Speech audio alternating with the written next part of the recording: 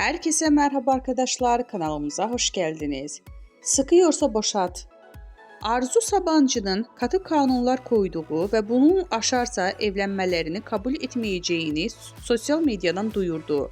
Hande Erçel müstakbel kaynanasına öyle bir cevap geldi ki, ünlü oyuncu Sabancı'nın yaparsan oğlumla evlenemezsin, evlenmiş olsam bile boşatırım diye haber yolladığı ilk kanunu önceden çiğnediği hem de ardından sosyal medyada ilan ettiği.